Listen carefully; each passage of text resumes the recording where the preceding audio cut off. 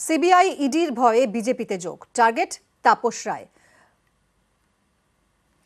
कांग्रेस को पताका लगाते हैं बीजेपी से मदद लेके।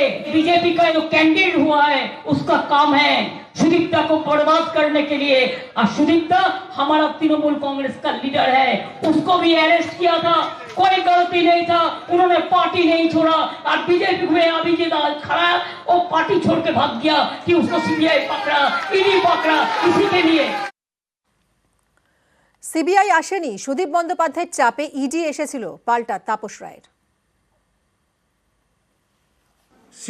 সিবিআই আমার বাড়িতে আসেনি, উনি জানেন না। সমস্যাটা হচ্ছে না, উনি সমস্ত জিনিস আধখানা জেনে কথা বলেন। ওনার সরকার ছিলাম 13 বছরই তো আমি ছিলাম ওনার দলে।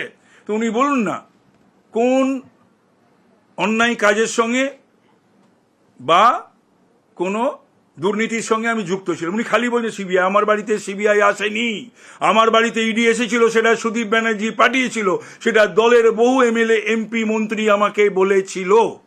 ইডির ভয়ে যারা চলে যায় তাদেরকে আপনি রেলমন্ত্রী করেছিলেন, বাংলার মন্ত্রী করেছিলেন, রাজ্যসভার এমপি করেছিলেন, লোকসভার এমপি করেছিলেন, আপনার আরো অনেকে যারা চলে গেছিল বা এখনো যারা যাবে বলে এখনো যারা যোগাযোগে আছে, যোগাযোগ রাখছে, আপনি তাদের সামলান।